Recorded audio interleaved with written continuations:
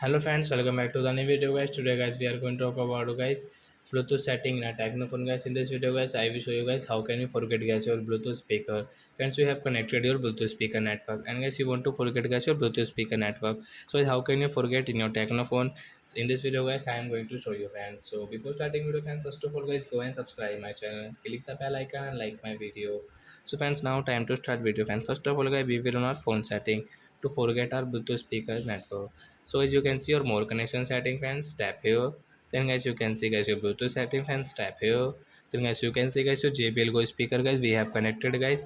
And guys I want to forget, so guys you can see this right side this setting option fans, tap here.